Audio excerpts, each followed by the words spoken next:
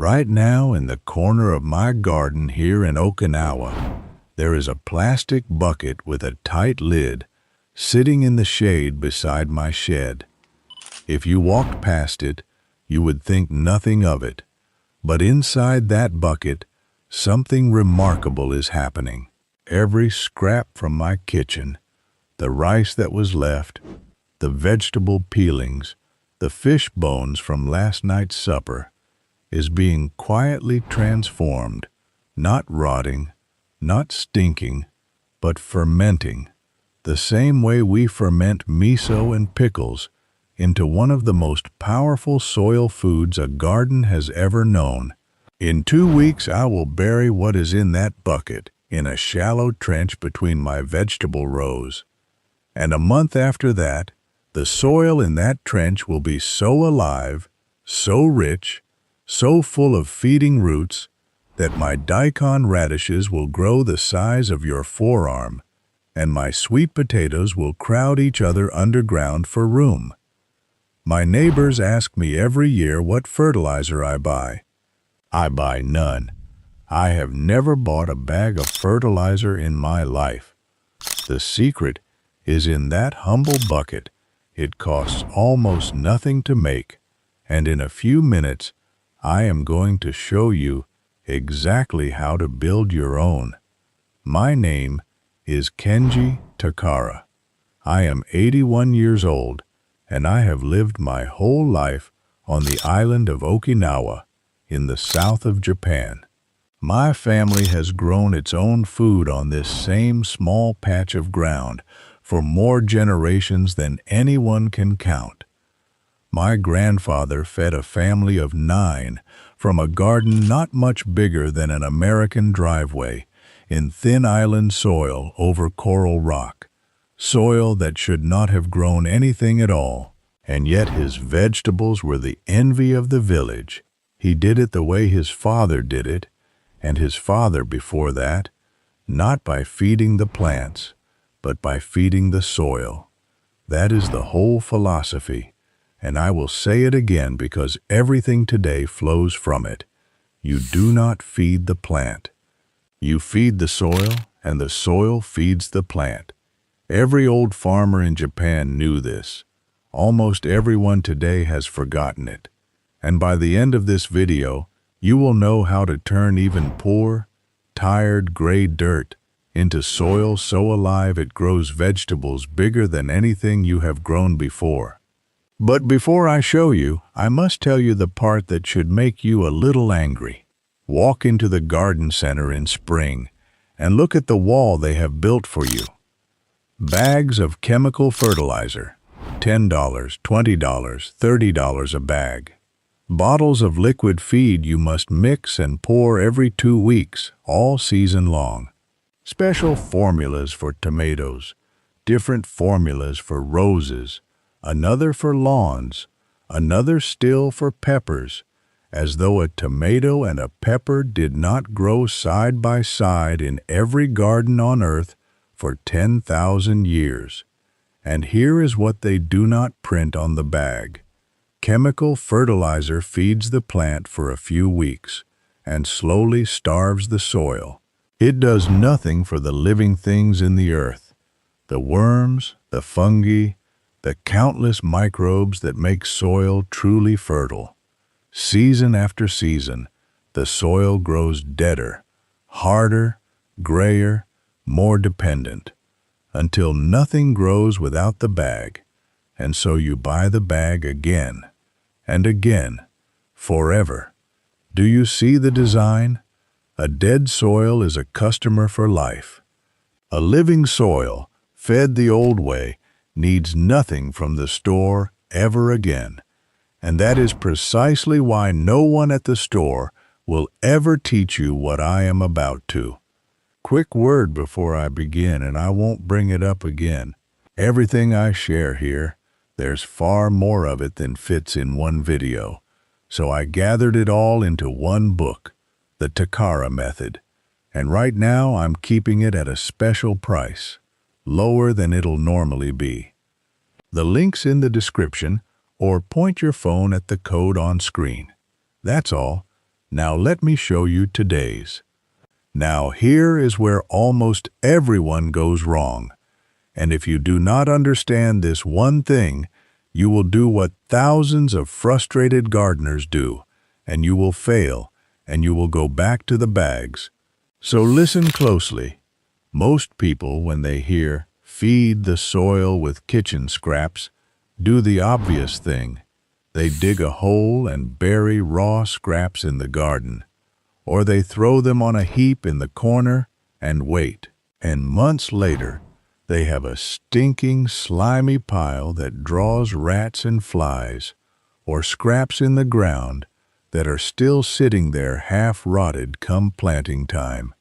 And worse, as raw scraps rot in the soil, they can steal nitrogen from your plants and sour the ground around them while they break down. Raw is the mistake. Rotting is the mistake.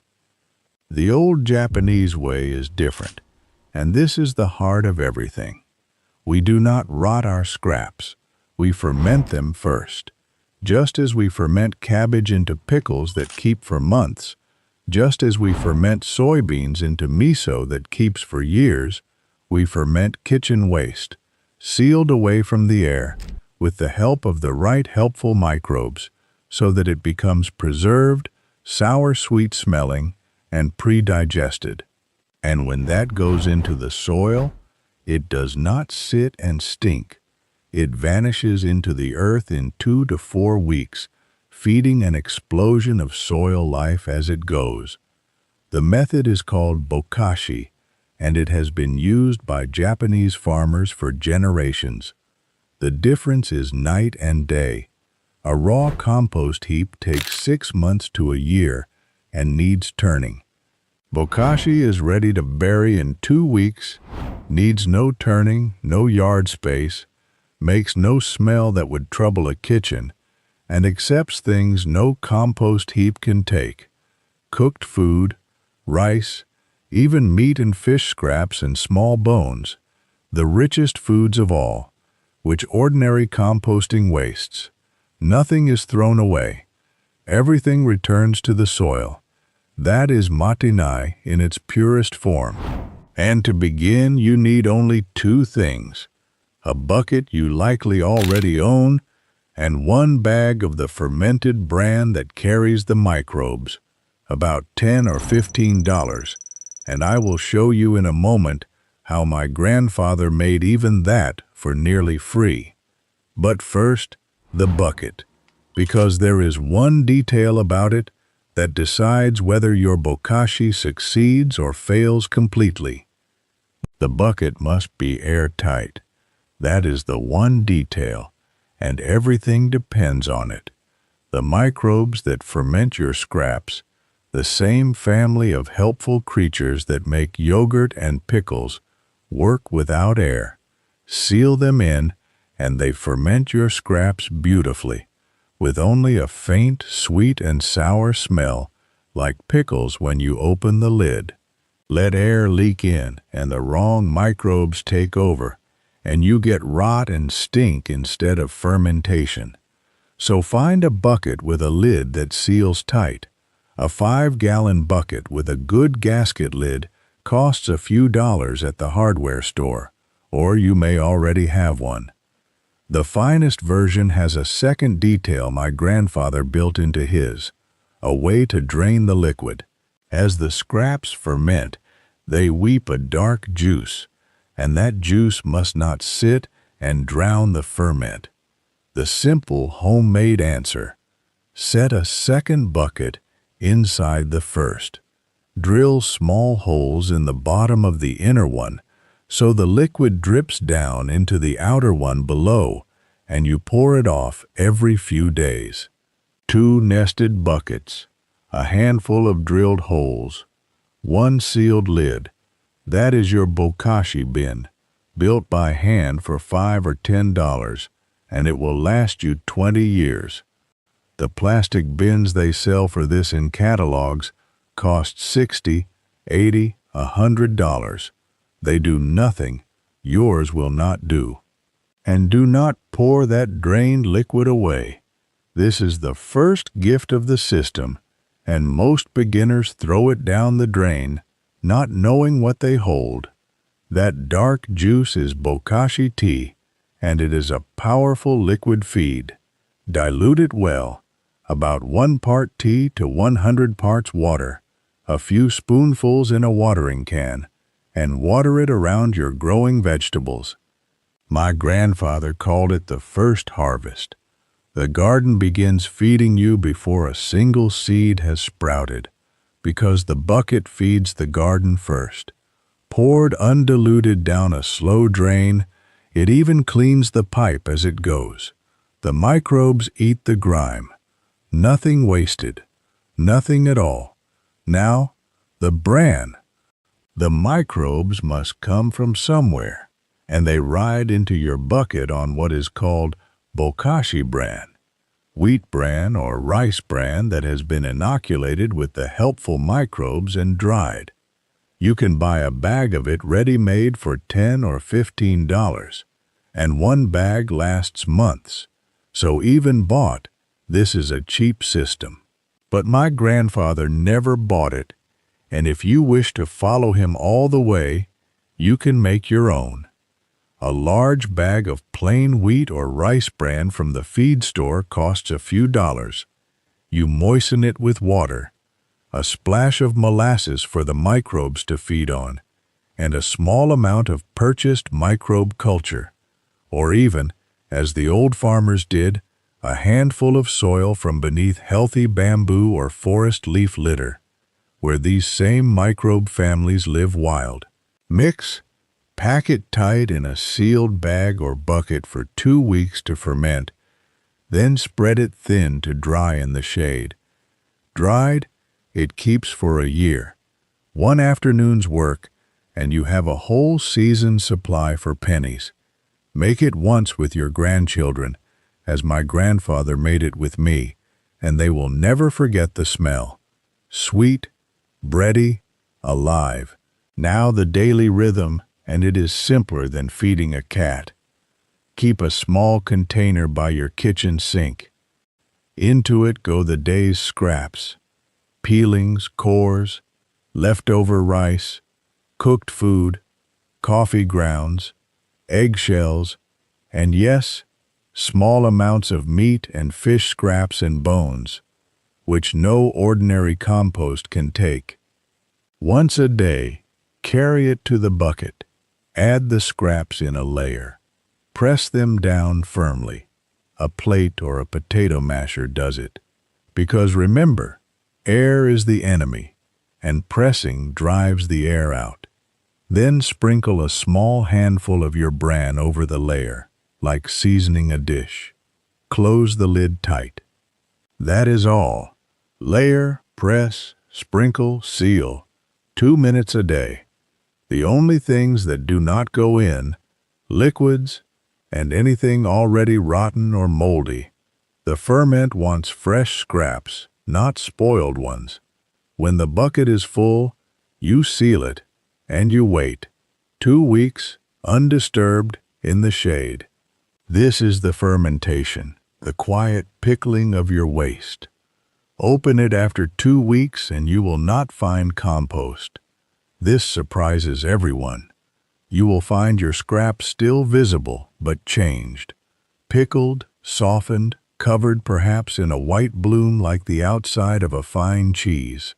White is good. White is the ferment working.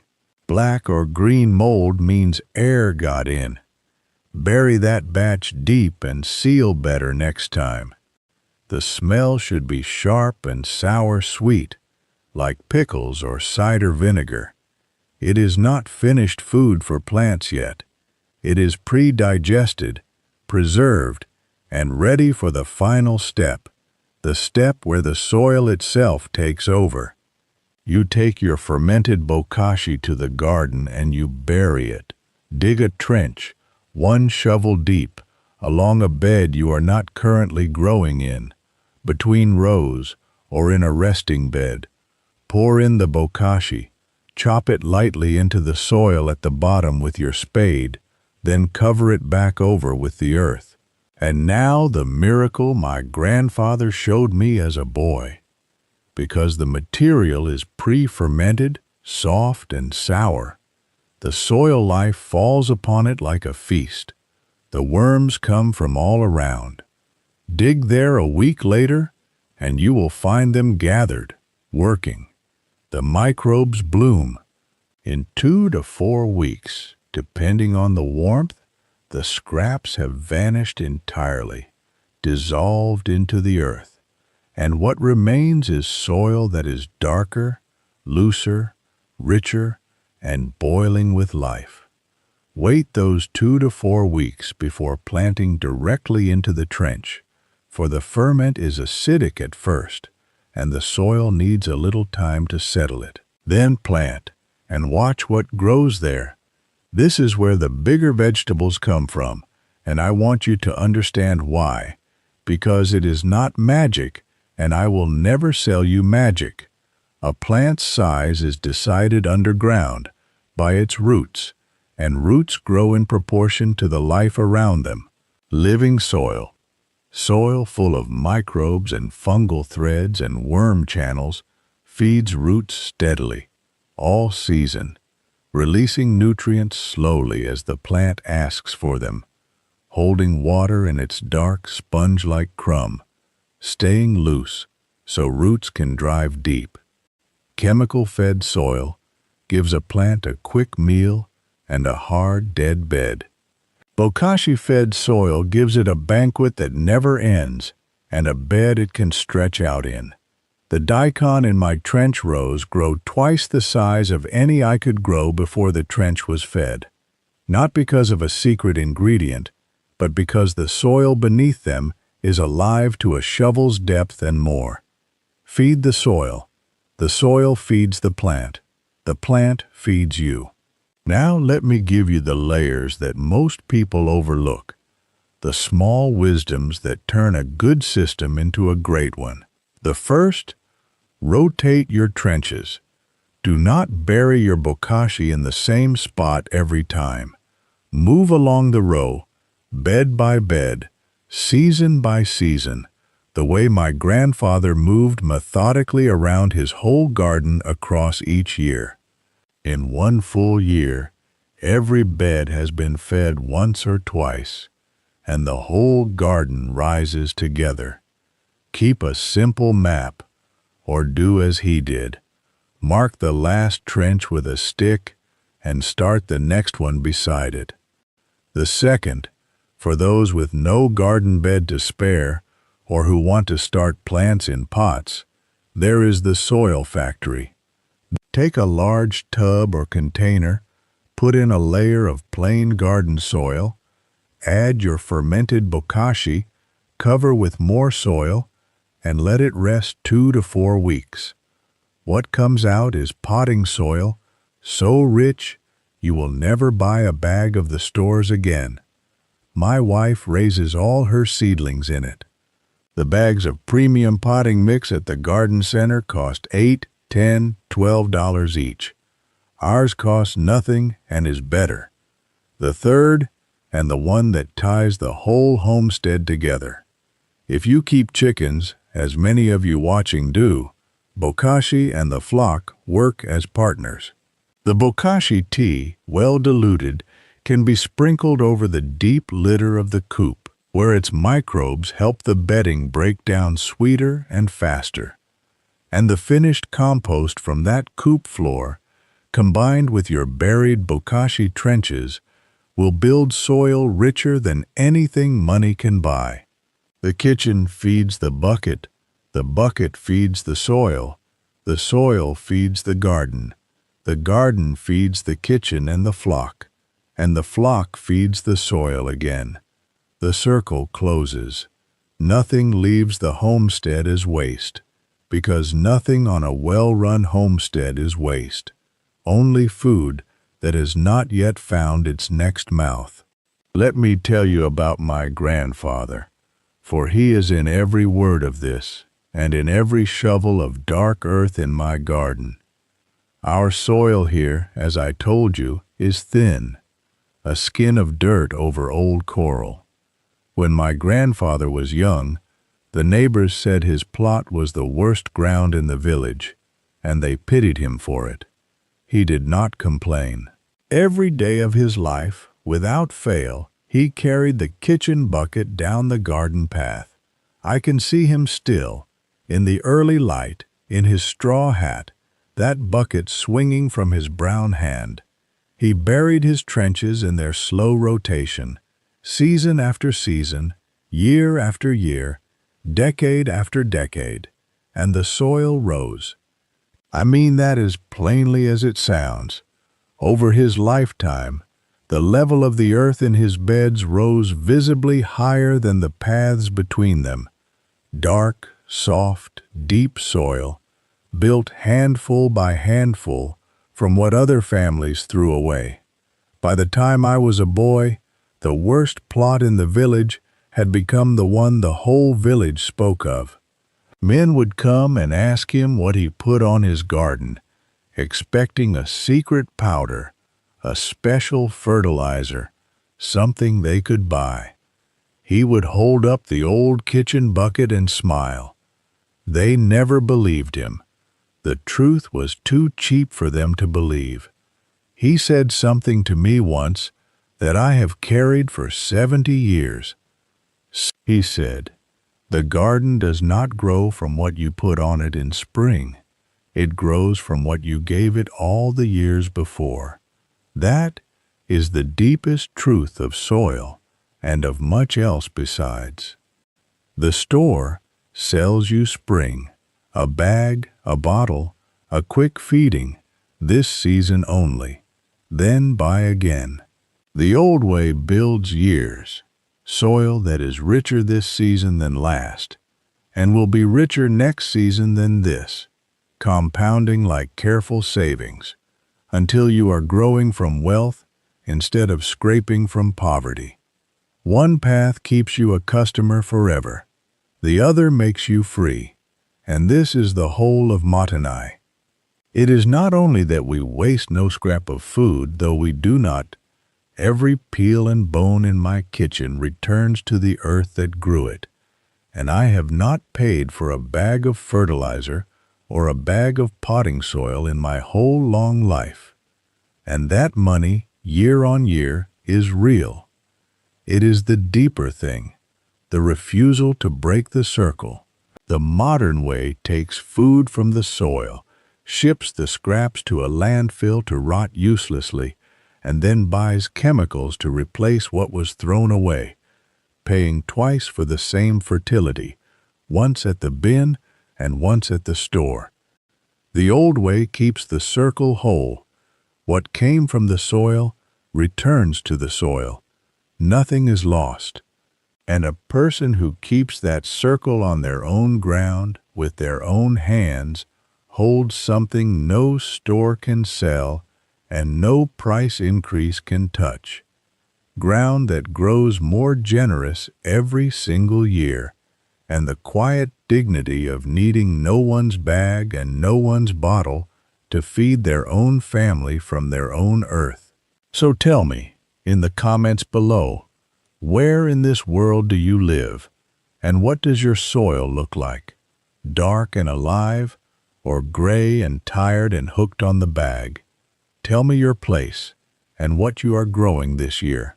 I read every message that comes to me, and I would dearly love to know who among you starts a bucket by the kitchen sink this very week and buries their first trench and begins, as my grandfather began on the worst plot in the village, to raise their soil. And the next time we sit together, I will show you what my grandfather planted every autumn in the beds he was resting. A humble seed, a few dollars for a whole garden's worth, that grows through the cold, guards the bare soil like a living blanket, and then, turned under in spring, feeds the ground as richly as a load of manure. The old farmers called it green manure, and it is the second half of how he raised his soil. Until then, waste nothing, feed the soil and not the plant, and remember always that the people who lived closest to the earth understood things that we, with all our bags and all our bottles, are only now beginning to remember once again.